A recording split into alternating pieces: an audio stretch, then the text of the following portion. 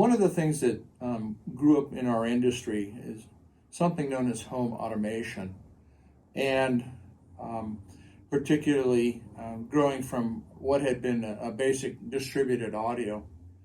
And there's a lot of misunderstandings about automation itself.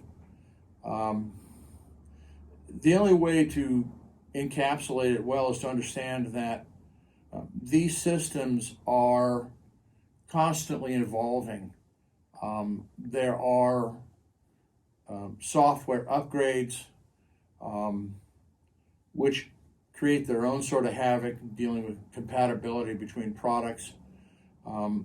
You also, with some of these advances, result in having to replace the very control systems you had been using because they become outdated like a computer. And that's the best way of understanding what these home automation systems are. And they are dependent upon good networking and a whole host of things. And, recently after we did an upgrade here, our system that we used to use in the store essentially became neutered and useless. And for me, it was kind of the last straw, because they're not a final purchase. They're something that has to be tended to all the time. And in many cases, the problems that would erupt really have nothing to do with what we enjoy the best, which is making people happy by selling music systems or home theater systems. Instead, we would get calls about lights not working in this room because of this phone, and they recently got a software upgrade to their phone.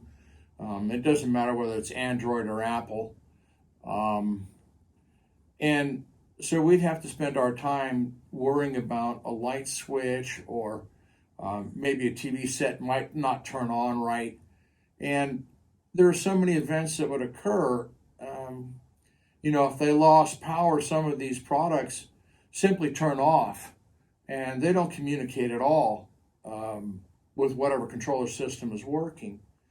I recently spoke with one of our manufacturers about this problem, and in their case, in their experience in Florida, homeowners who have systems like Crestron, which are very complex, they're beautiful but complex. When homeowners are selling their homes, they're actually having to give the buyer a $30,000 or $40,000 discount just to buy the home, because now they're inheriting something that is really costly to support and maintain. And they're not a final purchase.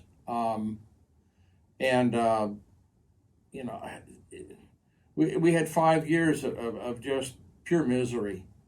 I'm sure there's some companies out there that can do very well with the automation, but you really need to understand that these systems are not a final purchase. They're going to require support. We know of one local person who does it with Control 4, that they want to make sure so much that the customer or nobody else even touches the system, that it's actually in a locked cabinet so that the homeowner or anybody else can't get into it but for the people who installed it. And I look at that and saying, well, gee, if you have a fire in that cabinet, you're kind of fixed because you can't get into it to deal with it. But I mean, these things are not foolproof, and you really need to go think about these things with eyes wide open, as opposed to the wonderful glory of how simpler your life is going to be. Well, I'll tell you what, in my experience, it doesn't.